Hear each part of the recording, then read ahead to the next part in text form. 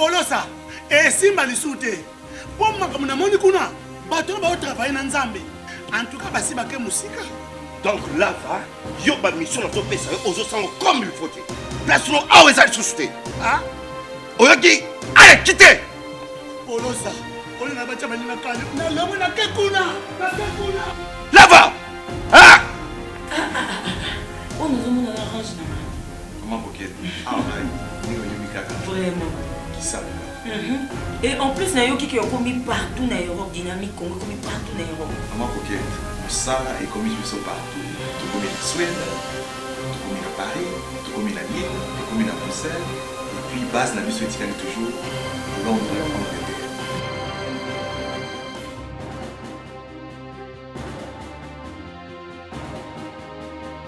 Biso na dynamique Congo, toza ko avancer na nkolo. Très heureux de vous savoir nombreux devant vos postes téléviseurs, devant vos ordinateurs, devant vos smartphones en train de regarder votre magazine Actubuzz. Mesdames et messieurs, bonjour et bienvenue à ce nouveau numéro de votre magazine qui va s'articuler autour des 3 points majeurs, dont les premiers, c'est cette affaire en Afrique du Sud, cette affaire de violence, de la xénophobie. On parle d'au moins 7 morts, des centaines de commerces pillés, voire incendiés. Le président Cyril Ramaphosa a condamné ces violences et plusieurs personnalités politiques congolaises ont condamné également ces violences et certains pays africains ont boycotté même le forum économique mondial qui doit s'ouvrir aujourd'hui en Afrique du Sud. Et on parle du président de la République démocratique du Congo, celui du Nigeria, mais aussi des Rwanda et la Zambie qui a annulé aussi un match amical qui devait être joué contre l'Afrique du Sud pour raison de sécurité. Et on va essayer de voir la responsabilité de l'État, mais aussi celle de la population dans cette affaire. On va aussi faire les points sur cette affaire du Congo central. Les gouverneurs et son adjoint ont été suspendus, mais aussi convoqués ici à Kinshasa. Mimi Mouita, actrice principale de l'affaire, interdite de quitter le pays. On va aussi prendre les programmes du gouvernement qui est axé sur 15 piliers majeurs, mais aussi les points sur les 15 millions détournés qui livraient. On va tenter de faire les points sur tous ces sujets avec un analyste politique, mais aussi un journaliste. Il s'appelle Patrick Eyale. Monsieur Patrick, bonjour. Bonjour, Congo Buzz. Voilà, merci de répondre à notre invitation. On va déjà prendre les premiers points. C'est cette affaire de 15 millions. Ça fait couler beaucoup d'encre et de salive. D'abord, avez-vous des informations sur cette affaire de 15 millions? Bon, informations vérifiées et vérifiables comme telles, je ne les ai pas. Nous sommes tous en train de vivre sous la spéculation. Mais si je dois dire quelque chose sur ce qui devient Kamere-Gate, parce que cette affaire de 15 millions est liée essentiellement à la personne de Kamere. J'ai plusieurs observations à faire. Je note d'abord avec une certaine satisfaction que certains services commencent à opérer tant soit peu. Je parlerai ici de l'ANER, qu'on ne connaissait que sous l'angle répressif des militants des droits de l'homme et des politiciens, et des journalistes aussi. Mais avec ce vent de changement qui malheureusement tarde aussi à montrer la plénitude de changement qu'on espérait. Mais je ne dirais pas ce vent, parce que ce n'est pas encore un vent. Cette brise que l'on voit, on sent quand même une certaine mutation de l'ANER qui commence aussi à s'intéresser à des choses autres que la répression. Mais aussi, on voit l'IGF, qui était mort, bon, je ne dirais pas morte, qui était comateuse. Elle s'est réveillée, mais voyez-vous, quand une personne est longtemps plongée dans le coma, 18 ans c'est beaucoup, quand elle se réveille, elle n'a plus toutes ses aptitudes. Elle ne reprend pas automatiquement toutes ses fonctionnalités. C'est l'impression que donne l'IGF, qui était dans un état de coma. Elle semble se mêler les pinceaux. Et je comprends, parce qu'elle vient dans un état longtemps plongé dans le coma. Voyez-vous, même l'être humain, quand il était dans le coma, quand il se réveille, glorifie Dieu d'abord pour cela, mais la personne qui est dans le coma quand se réveille, il semble perdre certains de ses moyens. Il semble ne plus se souvenir parfois de qui il est. Et c'est l'impression que me donne l'IGF et ses inspecteurs. Ils se sont réveillés du coma, mais ils semblent ne pas savoir qu'est-ce qu'ils sont et qu'est-ce qu'ils doivent faire et comment doivent-ils le faire. J'aimerais qu'on leur donne du temps aussi à eux pour qu'ils sachent qu'est-ce qu'ils sont et quelles sont leurs attributions et comment ils sont censés les faire. D'abord, qui a autorisé à l'inspection générale des finances d'ouvrir ces enquêtes pour qu'après les directeurs des cabinets du président de la République viennent interdire à ces inspecteurs de poursuivre avec leurs enquêtes? Tout commence par une lettre à l'ANER demandant l'audit des ministères pendant les 8 mois de la prise de fonction du président Félix Tshisekedi. Et l'ANER ne peut pas agir, je dirais, en électron libre. L'ANER a sûrement eu des instructions venant soit du Conseil spécial en matière de la sécurité, je cite M. François Béat, qui reçoit les instructions du président de la République. Mais en lieu et place de commencer d'abord par la mission lui conférée, on a vu l'IGF sauter sur cette affaire de 15 millions. Je ne lui reproche pas cela. Mais j'ai trouvé somme toute quand même curieux qu'au lieu de s'atteler à la mission qui lui a été donnée, l'IGF a commencé à fourrer son nez dans quelque chose qui apparemment n'était pas consigné dans le mandat lui conféré pour mener son enquête, ou son audit. Qu'à cela ne tienne, on a révélé sur la place publique quelque chose de patent, de vrai. Parce qu'on va pas se mentir pour dire que cette fameuse histoire de 15 millions n'existe que dans nos têtes. Il y a détournement ou évaporation, parce qu'on ne retrouve pas les traces de ces 15 millions. Vous m'avez coupé dans mon élan. Je disais tantôt que l'IGF, après être sorti du coma, c'est la première observation. Je remarque que pendant qu'il était plongé pendant 10 ans de coma, elle semble avoir perdu de ses fonctionnalités. Elle semble être elle-même perdue. Ça, c'est la première observation. La deuxième observation, c'est de constater, et moi, j'aurais été à leur place, je serais un peu gêné. Je parle de ceux qui viennent de nous diriger pendant 18 ans. J'ai vu dernièrement M. Mende qui a dit que l'FCC s'apprêtait à monter au créneau pour dénoncer. Je sais que M. Mende a sûrement une mémoire d'éléphant. Il n'oubliera pas que c'est lui-même, dans l'affaire Panama Papers, qui avait menacé quiconque oserait parler de cette histoire des poursuites judiciaires. Bon. Comme ici on semble penser que ce qui s'est dit hier est enterré et qu'on ne peut pas le déterrer comme on a fait avec notre ami DJ Arafat, bon, qu'à cela ne tienne. C'était la deuxième observation que je trouve assez je dirais culotté que certaines personnes que nous savons mouillées dans la malversation, je parle bien du gens du FCC, se permettre de donner leurs avis. Et c'est aussi là la faiblesse que je reproche au président actuel, c'est d'avoir fait patte blanche. C'est-à-dire, quand je me suis posé la question, pourquoi on a diligenté une enquête qui ne diterait que les 8 mois? Pourquoi n'est pas audité l'ancien pouvoir? Parce qu'on sait tous qu'on retrouverait on retrouverait dans leur placard beaucoup de morts. Mais qu'à cela ne tienne, revenons sur le fond de 15 millions. Où M. Kamere est cité à tort ou à raison. Oui, à vous entendre parler, vous dites que c'est le président de la République qui a ordonné qu'on puisse ouvrir cette enquête. Mais comment vous expliquez aujourd'hui le fait que son directeur des cabinets, qui est censé être derrière lui sur le plan hiérarchique, puisse ordonner à cette même inspection générale des finances d'arrêter avec ces enquêtes? Comment vous analysez ça? Je ne sais pas si c'est le président qui a ordonné, mais du moins, il a donné son aval. Parce que une telle chose ne peut pas se faire sans que le président nous donne son aval. Donc, l'un vaut l'autre de toute façon. Mais Le directeur de cabinet, en l'accusant réception de la demande faite par la FEC, parce que c'est de cela qu'il s'agit, quand il demande aux inspecteurs d'interrompre leur enquête, il faut savoir s'il le fait en tant que M. Caméré ou s'il le fait en tant que le directeur de cabinet agissant au nom du chef de l'État. Je pense qu'il le fait au nom du chef de l'État. Il ne le fait pas en son nom propre. Maintenant, il faut savoir, est-ce que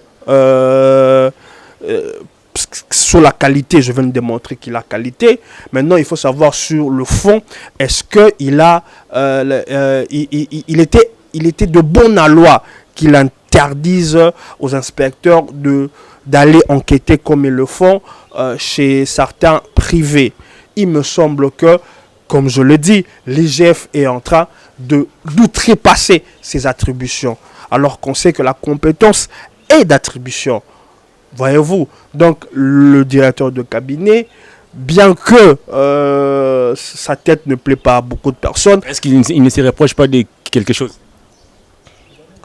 Vous savez, c'est pas à moi que vous obtiendrez une réponse comme quoi, à dire que les politiciens sont clean. Non.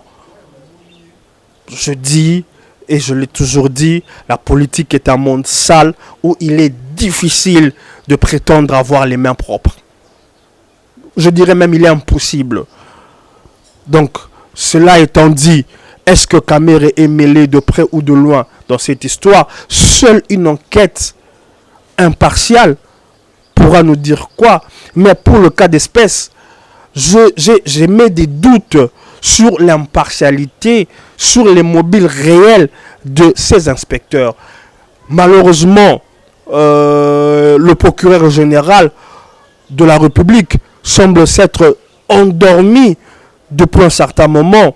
Lui qui était si bouillonnant, souvenez-vous, qu'il n'hésitait pas à ouvrir une enquête judiciaire à la simple publication du journal, comment c'est encore, Jeune Afrique. Il suffisait d'un extrait du journal pour qu'il ouvre une enquête. Mais la clameur publique est telle que monsieur le procureur aurait dû se saisir de cette affaire. Parce que dans l'entretemps, l'IGF a donné un rapport. Dans ce rapport, on ne le dit pas suffisamment. Monsieur le directeur de cabinet semble être dédouané. Je dis bien semble. Parce que l'IGF, dans son rapport, cite des noms. Il cite les conseillers, un conseiller à la présidence et un autre du ministre de l'économie. Mais ce rapport ne convainc pas. Je pense que le procureur général aurait dû se saisir de cette affaire pour que lumière soit faite. Il n'est pas bon de laisser l'opinion sur cette spéculation ambiante et nauséabonde. Est-ce qu'il ne faudrait pas voir la main noire du FCC dans cette affaire? Je prends un exemple. La loi exige qu'à l'entrée et à la sortie du gouvernement ou après avoir occupé une fonction publique, de déclarer, c'est bien. Mais Kabila qui a quitté les pouvoirs, ça fait 7 ou 8 mois, il n'a jamais déclaré, c'est bien. Ni les procureurs, ni ses inspecteurs ont cherché à enquêter, ni à mettre la main sur lui. Mais comment, 7 mois seulement, 8 mois après l'investiture des Fati, ces inspecteurs veulent faire croire à l'opinion qu'ils travaillent réellement? Vous avez tout dit. Donc, on sera au Parlement. Je sais qu'on en viendra. J'aurais dit sans objet. Vous avez révélé qu'il y a au fait une coalition d'opposition et de gouvernement en même temps. Voyez-vous, parce que on sait que le FCC, qui est en coalition avec Cash, mais le même FCC est aussi la première force d'opposition aux membres de la mouvance présidentielle. Il faut être de la dernière pluie pour ne pas s'en rendre compte. Et nous ne sommes pas de la dernière pluie. Il y a beaucoup de personnes au FCC qui ne digèrent pas jusqu'aujourd'hui le fait que M. Félix se retrouve président de la République. Et pour ce faire, ils sont en train de multiplier. Et ils ne sont pas à leur premier coup des bâtons dans le roue. Malheureusement, voyez-vous, il y a un principe dans la Bible qui dit, vous m'excuserez de vous plonger dans la Bible, c'est aussi un texte que je lis beaucoup, il a dit qu'on vous reproche de quelque chose, mais qu'on ne vous trouve pas dans cette chose. Le FCC est de bon droit, parce qu'elle a été pendant 18 ans accusée de tout. Ne pensez pas que ce sont des enfants de cœur et qui vous laisseront aussi tranquillement comme ça. Les FCC est en train de faire des reproches. Mais la question qu'il faille se poser, est-ce que leurs reproches, au-delà que ça fâche parce qu'ils ne peuvent pas se retrouver dans cette posture de non-leçon, mais est-ce que les reproches qu'ils sont en train de faire, est-ce que ces reproches sont infondés? Est-ce qu'il n'y a pas de la malversation? On a entendu beaucoup de choses autour des conseillers du président. Est-ce que tout ça, ce n'est que pure jalousie? Est-ce que ce ne sont que des rumeurs? Il faudra à un moment que le président tape du poing sur la table. Sinon, il sera perçu, s'il l'est déjà, comme étant complice. Il faut à un moment qu'il fasse le nettoyage. Parce qu'il en va aussi de sa notoriété et de sa crédibilité. On ne peut pas avoir combattu un régime, on ne peut pas avoir longtemps milité pour lutter contre la corruption, la gabegie, la malversation, et in fine, se retrouver dans les mêmes draps. Ça fait tâche. Est-ce que, une dernière question avant de passer à un autre thème, les présidents dans cette affaire, on l'a appris dernièrement au cours d'une réunion avec les membres de son cabinet, il leur avait sévèrement recadré. Cette affaire me rappelle aussi l'affaire Bochab avec les 32 millions de la SNEL. D'abord, qu'est-ce que le président doit faire dans une situation pareille? Doit-il se débarrasser de certains de ses collaborateurs qui sont au cabinet? Et en deuxième position, qu'est-ce que la justice doit faire en ces moments? Parce qu'on a comme l'impression que les procureurs et tous les juges ne s'intéressent vraiment pas de cette affaire. Vous faites bien d'évoquer le cas Bochab parce que j'ai lu dans la toile des personnes exigeant la démission de Caméré et la comparant à la démission de Bochab qui était citée dans une affaire de 32 millions de la SNEL. Mais il faut rappeler à l'opinion que Bochab a dû être contraint de démissionner parce qu'il y avait un rapport qui avait établi son implication. C'est le rapport Bakandé-Jah, si je ne m'abuse. Voilà pourquoi, moi comme beaucoup de gens, nous sollicitons et nous exigeons qu'il y ait une enquête, que les juridictions compétentes se saisissent de cette histoire. Parce que, heureusement ou malheureusement pour le pouvoir actuel, la vigilance est accrue.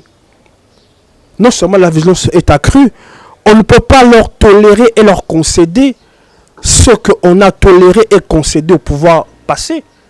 Que non. Que non. J'ai dit heureusement ou malheureusement, on ne peut pas. Qui ne pense pas que cette histoire partira en termes de perte des profits et qu'on tournera la page? Non. Que les juridictions compétentes se saisissent. S'agissant des membres qui font face à des rumeurs persistantes, là aussi, il faut que le président revoie sa copie sur ses conseillers. Je ne suis pas de ceux qui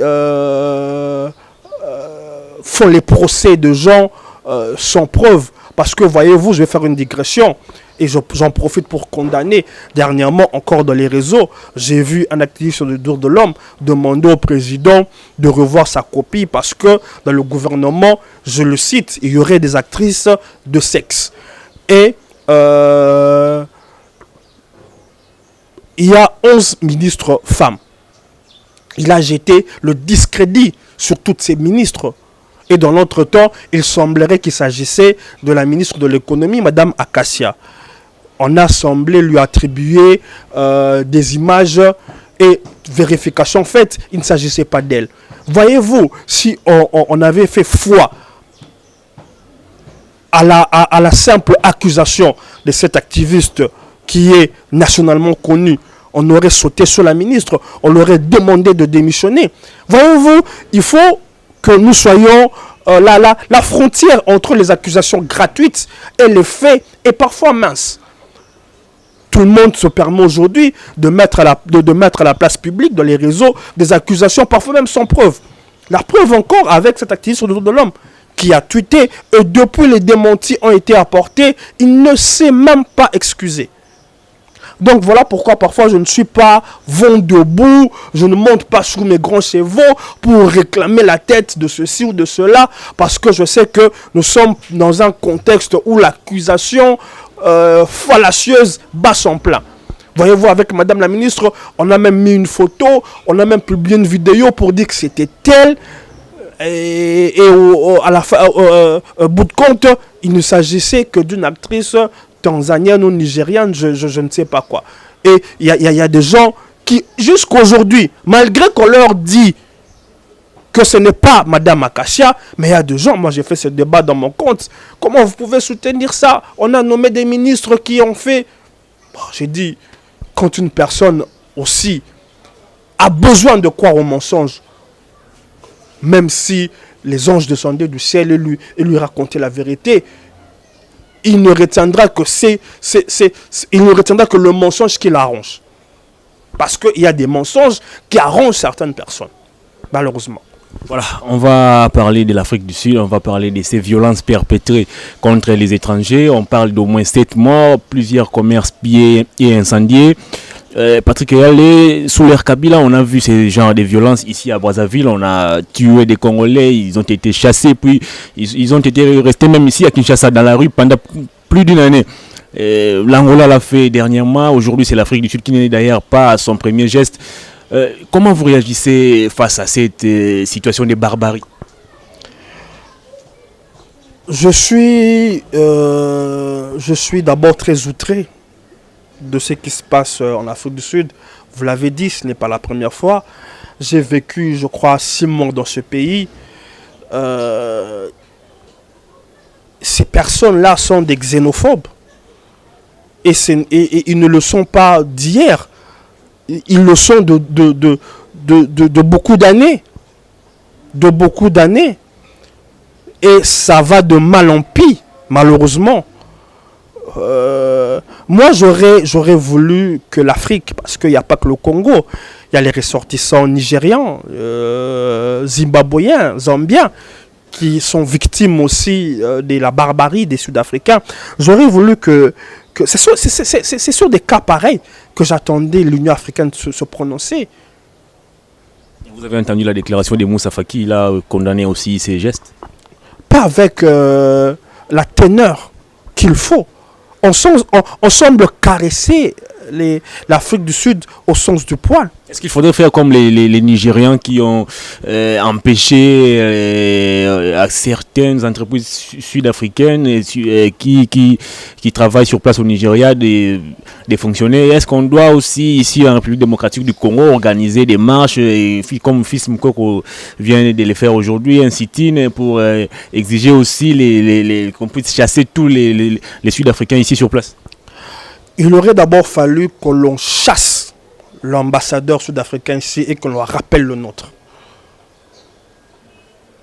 On aurait dû lui donner 24 heures pour quitter le sol congolais et rappeler notre ambassadeur. On aurait dû suspendre monsieur le président sud-africain de son poste de premier vice-président de l'UA. Et on aurait, parce que je viens d'apprendre qu'on a annulé la marche sollicitée par les activistes, on n'aurait pas dû empêcher les gens de descendre dans la rue pour dénoncer l'incurie, la barbarie de ces, je sais pas, le qualificatif idoine que je peux appeler ces gens qui font honte à l'Afrique. Qui font honte à l'Afrique. C'est donner le bâton pour se faire fouetter par les Blancs. Qui, quand ils regardent ça, ils se disent, regardez-moi ces macaques, regardez-moi ces nègres. Je suis outré que ce soit ces gens-là que nous avons aidés, nous Africains, à ce qu'ils sortent de l'apartheid. J'ai vécu en Afrique du Sud pendant 6 mois. C'est des personnes qui sont d'abord des fainéants.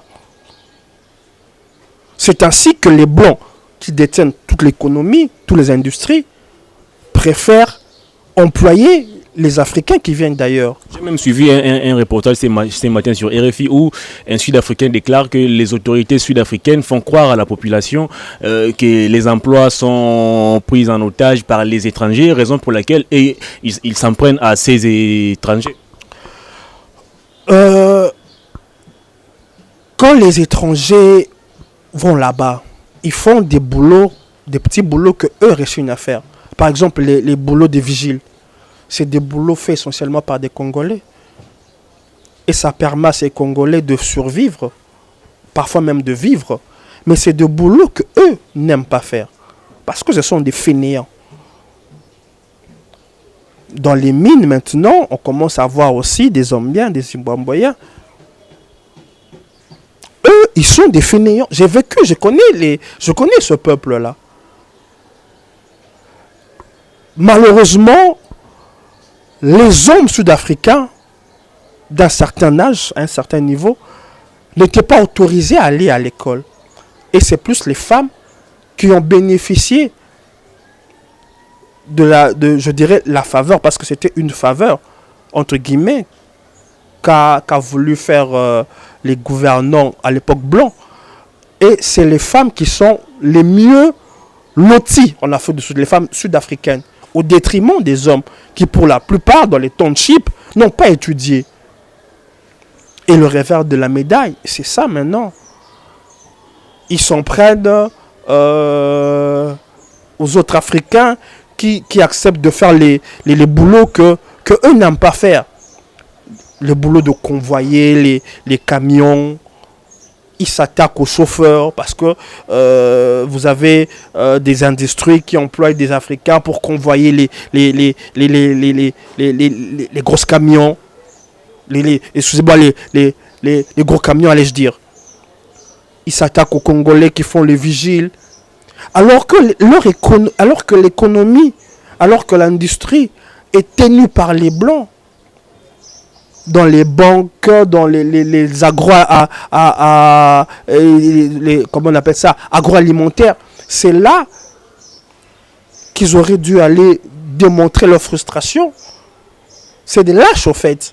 Mais comment t'expliquez-vous le fait que certains pays africains soient passifs sur cette question? Est-ce que c'est parce que l'Afrique du Sud est plus développée que tous les pays africains ou comment? L'Afrique du Sud est l'Afrique du Sud est une puissance. C'est un pays émergent. Et il n'y en a pas beaucoup en Afrique. Il y a peut-être l'Afrique du Sud. Peut-être il y a l'Afrique du Sud qui fait partie des BRICS. Brésil, Inde, Russie. Voilà. Et l'Afrique du Sud, c'est le seul pays africain qui fait partie des BRICS. C'est-à-dire les pays émergents. C'est une puissance.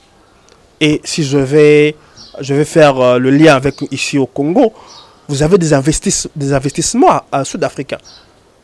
Il y a Vodacom où ils ont beaucoup de parts. Ils sont impliqués dans la construction de Inga 3, le projet Inga 3. Ils ont des enseignes ici. Mais nous, on a quoi là-bas comme investissement? On n'a rien. C'est-à-dire l'Afrique du Sud est une puissance. Alors ces pays africains ont peur de frustrer les Sud-Africains qui peuvent retirer leur investissement. Et il n'y a pas qu'au Congo. Ils sont en train de se développer. Par exemple, leur société de télécom, MTN, qui est implantée en face au Congo-Brazza, un peu partout au Nigeria. Voyez-vous, c'est une société 100% sud-africaine qui est implantée dans beaucoup de pays africains. Donc ils ont des investissements dans des pays africains. Et c'est ça qui, je pense, fait réfléchir certains pays à deux fois. Mais je pense que devant la sacralité de l'humain, devant la dignité, parce que là, c'est la sacralité humaine qui est en jeu, parce qu'il y a des morts. Et le gouvernement sud-africain n'a pas réagi suffisamment et a réagi tardivement. Donc les pères africains étaient en droit nonobstant de voir les relations bilatérales en termes d'investissement être mises en mal, ils avaient le plein droit d'hausser le ton contre l'inertie des dirigeants sud-africains. Est-ce que le fait pour les présidents africains de refuser de se rendre au forum économique qui se tient en Afrique du Sud suffit pour faire comprendre au président sud-africain et à son gouvernement que nous ne sommes pas contents des actions posées dans votre pays, ou soit il faudrait penser à d'autres actions? C'est un bon pas, mais cela ne suffit pas. L'Union africaine aurait dû se réunir en urgence, convoquer M. Ramaphosa, pondre un communiqué très dur et envisager même des sanctions. Ce qui se passe est extrêmement grave. Vous savez, c'est comment je peux appeler ça? On a libéré les vannes. On a libéré les vannes. Et vous avez des peuples. On peut assimiler ça. On peut assimiler ça à un début de génocide. Parce que ces gens-là, ces Sud-Africains, ont ciblé des communautés, des peuples. Ils ne s'attaquent pas aux Algériens, aux Marocains, aux Tunisiens, même s'ils ne sont pas en grand nombre. Mais ils ont ciblé. Il y a les Nigérians, les Congolais d'ici et d'en face, les Zimbabwéens et les Zambiens. Ce sont les peuples visés. Et ce n'est pas d'aujourd'hui. Et pourquoi ils doivent laisser calme ceux qui viennent du Maghreb pour déranger les Noirs? C'est un problème d'abord aussi culturel. Au-delà des problèmes endémiques qui ont conduit à ces excès, culturellement, le peuple sud-africain est un peuple violent, barbare, xénophobe. Alors, qu'est-ce que vous pouvez conseiller si vous remontez dans le temps, même entre les tribus qui composent la RCA, il y a aussi ce problème. Entre le Nkosa et les Zoulous, il y a, par exemple, leur parti phare, l'ANC. C'est un parti grandement tribalisé. C'est ainsi que l'autre président qu'on a fait démettre, Mbeki, on l'a fait partir parce que simplement il n'était pas de la même tribu que le guignon là qui a pillé les caisses de l'État, le danseur là, Zuma. Donc c'est d'abord un peuple grandement tribalisé. Qu'est-ce que vous pouvez conseiller au ministre des Affaires étrangères? Sûrement, il n'est pas encore investi. C'est lui qui fait l'intérim. De quelle manière ils peuvent penser peut-être à la réciprocité ou soit envisager d'autres actions pour faire comprendre vraiment à l'Afrique du Sud que nous ne sommes pas contents des actes posés par votre population? La meilleure manière de faire entendre raison les dirigeants sud-africains et les pousser à prendre leurs responsabilités, c'est de cibler leurs produits. Ça, c'est quelque chose que les Occidentaux savent très bien faire. Voyez-vous, quand ils ont des bisbilles, ils ne règlent pas ça par les muscles, par la violence. Ils ciblent les produits. Vous allez voir tel pays qui a un problème avec la France, il dit bon, on va taxer vos produits, les vins, les fromages, on va surtaxer ça, on va appeler au boycott de tel produit. Les Russes les font aussi si bien. Donc il y a des produits sud-africains ici qu'on peut surtaxer. Il y a leur jus qui est très consommé ici, le CRS, qu'on peut surtaxer. Et quand vous surtaxez comme ça, ou quand vous appelez au boycott, ça veut dire les investisseurs, ça fait mal au portefeuille. Et c'est là que les investisseurs entrent en action pour demander à leurs dirigeants de prendre à bras le corps le problème. Il faut faire mal là où ça fait mal, toucher l'économie, boycotter leur compagnie d'aviation. Même si la nôtre ne remplit pas les conditions, commençons d'abord par boycotter leur compagnie d'aviation, comment ça s'appelle encore, SAA. Voyez-vous, il faut initier des mesures de réciprocité, de représailles. Voilà, on va prendre cette affaire du Congo central. Les gouverneurs et son adjoint suspendus par les vice-premiers ministres et ministres de l'Intérieur, intérimaires d'ailleurs, Basile Olongo. Ils sont aussi interpellés ou disons convoqués ici à Kinshasa. D'abord, est-ce que un vice-premier ministre de l'Intérieur, intérimaire même partant, peut-il prendre une telle décision? Bon, les faits à charge contre le gouverneur et les vice-gouverneurs sont tellement d'une gravité qu'on ne pouvait pas laisser l'eau couler sous le pont aussi tranquillement. Moi, je salue la décision de suspendre le gouverneur et son vice-gouverneur. Bon, après, est-ce que le ministre de l'Intérieur avait-il la compétence? Il a. Mais la question se pose parce qu'il est intérimaire. Bon, je dirais sur ce principe-là de savoir si il pouvait le faire en tant qu'intérimaire, moi, vous m'excuserez, je m'assis dessus.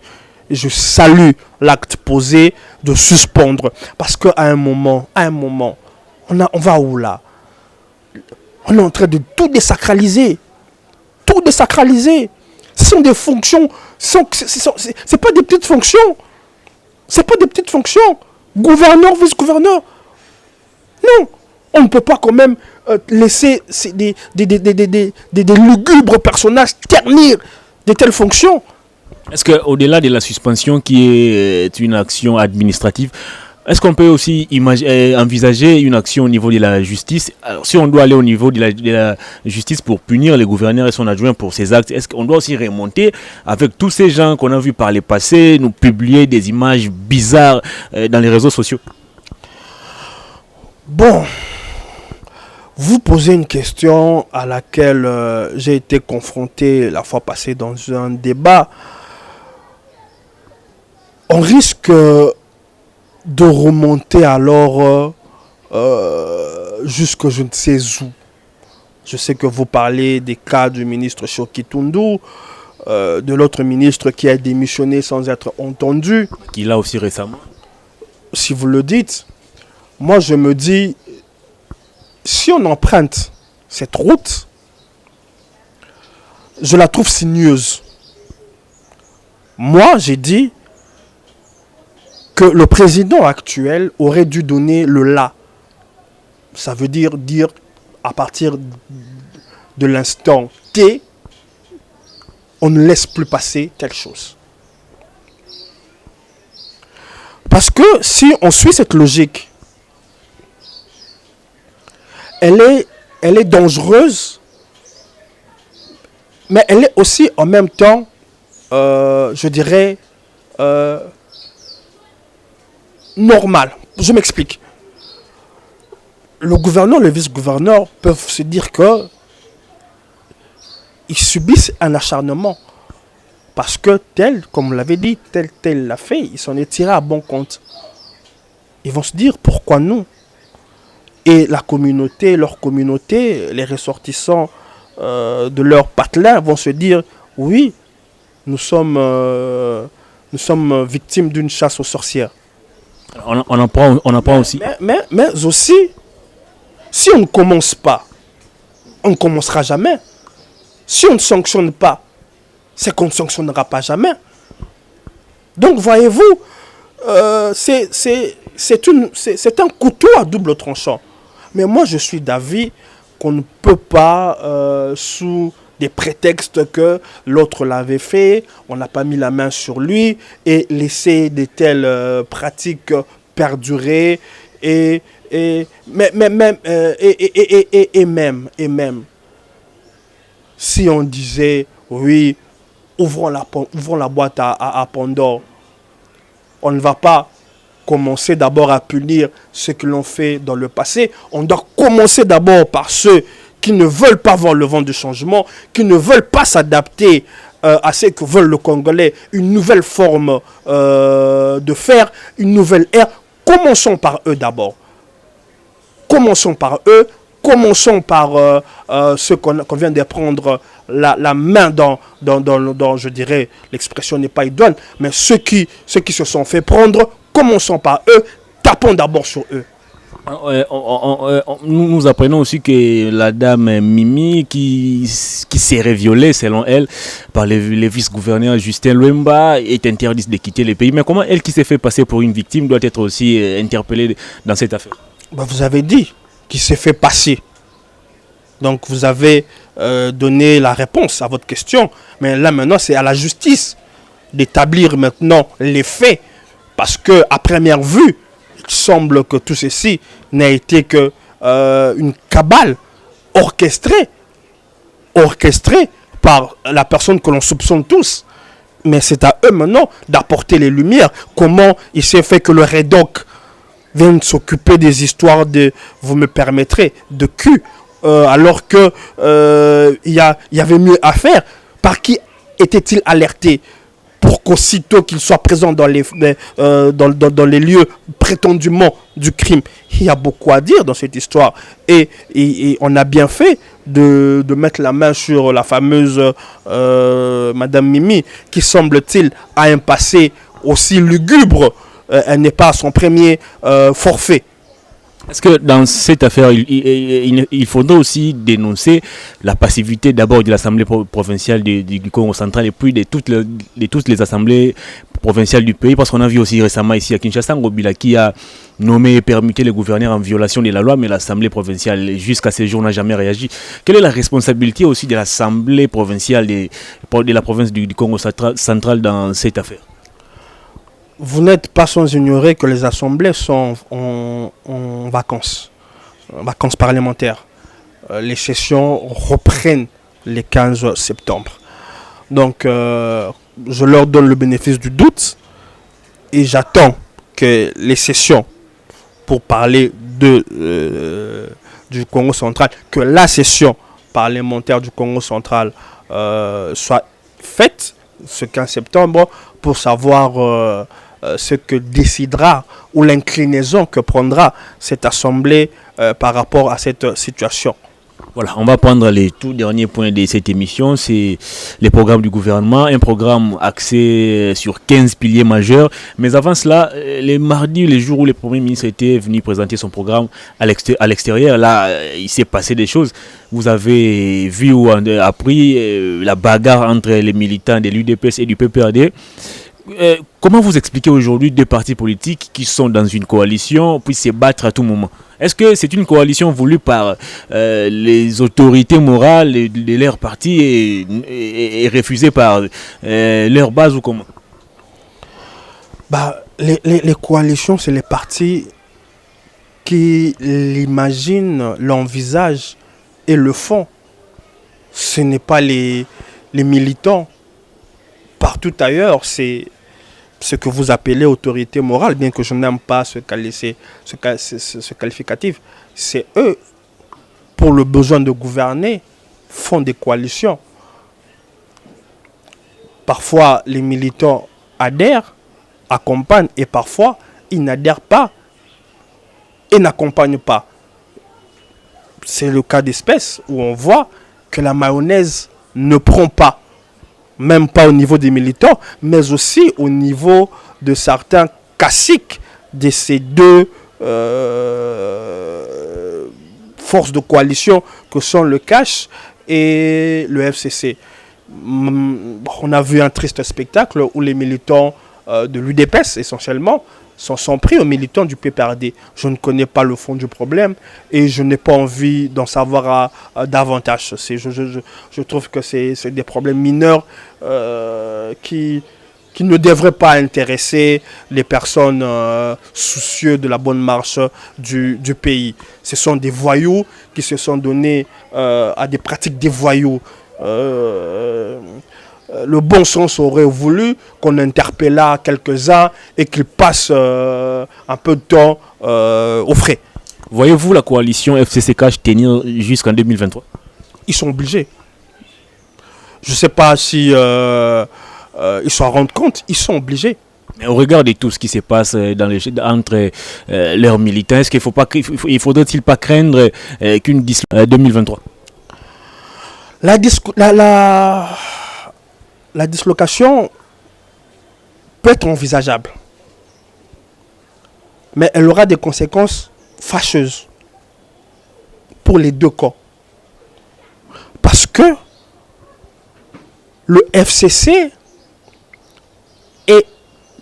n'a pas bonne presse au sein de l'opinion.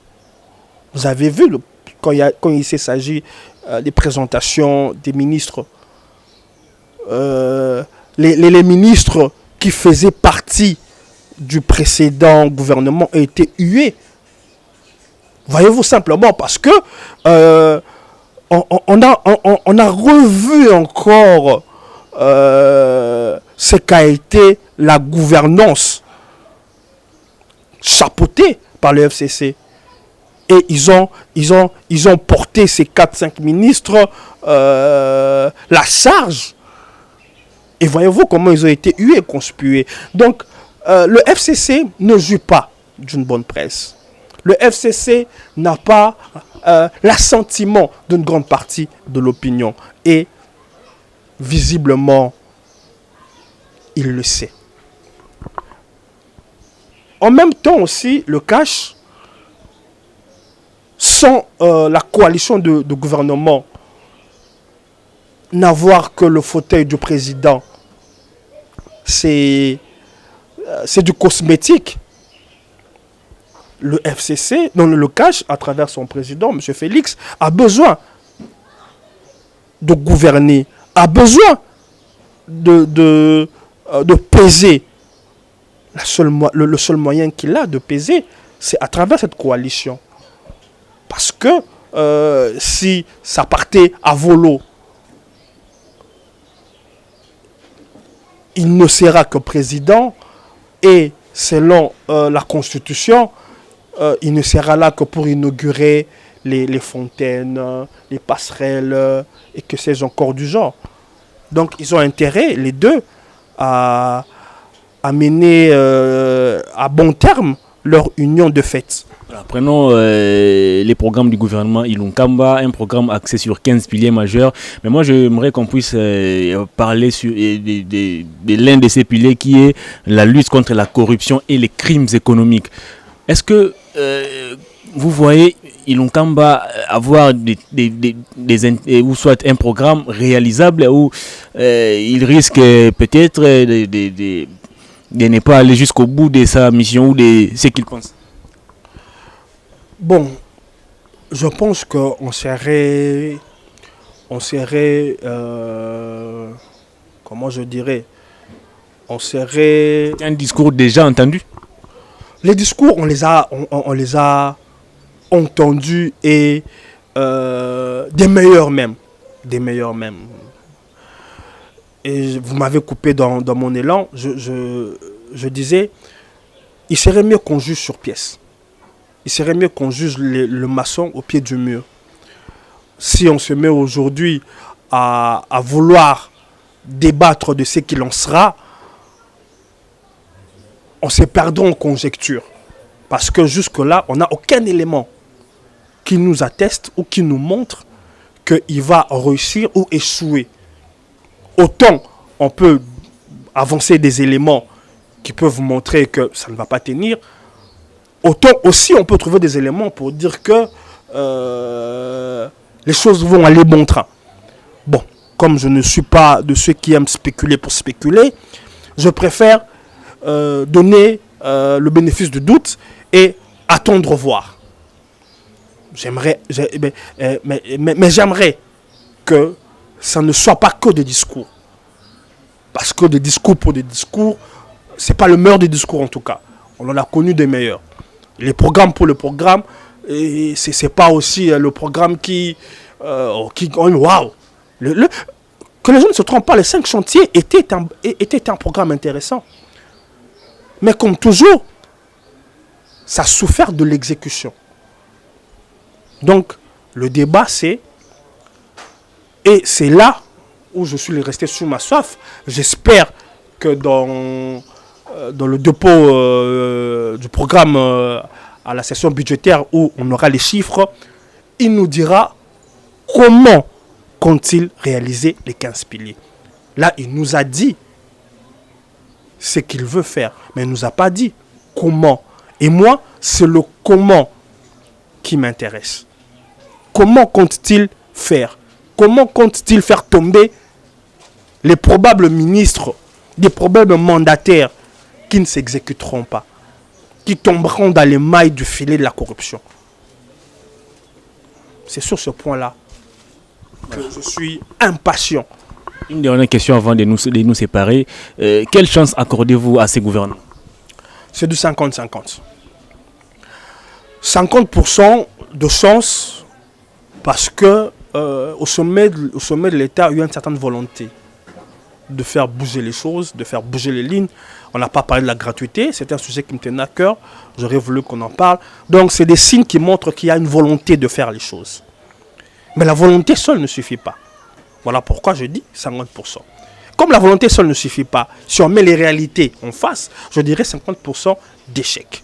Parce qu'il est difficile, de faire du neuf avec du vieux. Il est extrêmement difficile. 50% d'échec parce que aussi le FCC est dans une projection difficile. Pourquoi? Si les choses marchent, cela mettra en lumière que les 18 ans de Kabila a été une farce.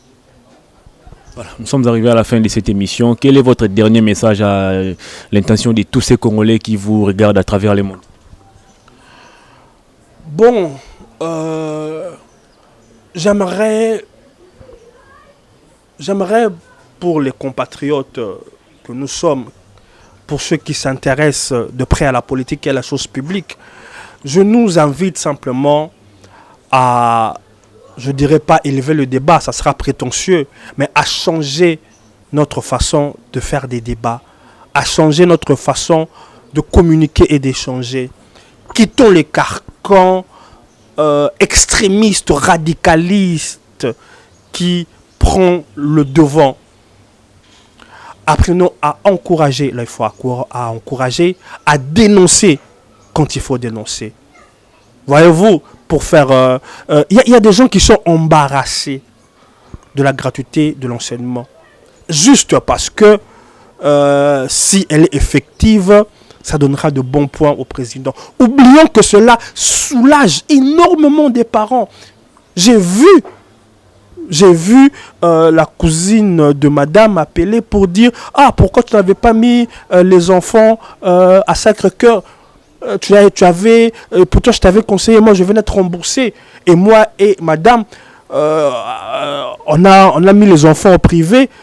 On sent le soulagement de la cousine. Et vous n'imaginez pas quel remords on a de ne pas avoir cru à cela et de ne pas avoir envoyé nos enfants à Chaoumba, à Boboto, je ne sais pas où, à Sacré-Cœur. Mais vous voyez, il y a des Congolais, cette effectivité, ça les dérange. Parce que simplement, si ça réussit, ça donnera des points à Félix. J'aimerais qu'on quitte ce carcan quand quelque chose est bien et salutaire, encourageant. Si cette effectivité a des problèmes et il y a ceux qui estiment avoir des solutions pour la rendre efficiente, donnez les solutions au lieu de vouloir son échec. Son échec, ce n'est pas seulement l'échec du président, c'est le malheur de tous ses parents qui se sont vus soulagés tant soit peu. C'est à ça que j'appelle les compatriotes. Patrick Eyalé, merci de répondre à notre invitation. C'est moi qui vous remercie. Voilà, ainsi donc prend fin ces numéros d'Actubuzz, mesdames et messieurs. Vous avez été très nombreux à nous suivre, nous vous disons merci. Nous avons reçu pour ces numéros monsieur Patrick Eyale, il est journaliste et analyste politique. Avec lui, nous avons parlé de l'actualité. Et merci à Némi qui était derrière la caméra, merci à toute l'équipe de Congo Buzz TV. Continuez à nous envoyer vos remarques et suggestions au numéro affiché au bas de votre ordinateur, de votre poste téléviseur ou de votre smartphone. Continuez à vous abonner également massivement à notre chaîne Congo Buzz TV. Au revoir et à la prochaine.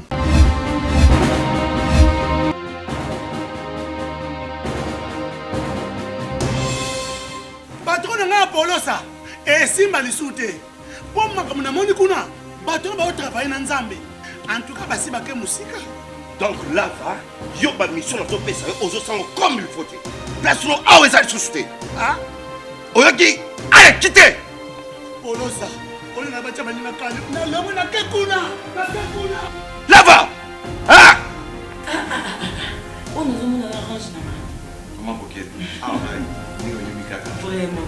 Qui ça? Et en plus, Nayo qui est commis partout dans l'Europe, dynamique Congo commis partout dans l'Europe. Comment coquette? Ça est commis partout. Tout comme en Suède, tout comme à Paris, tout comme à Lille, tout comme à Bruxelles. Et puis base la mission est toujours Londres, Angleterre.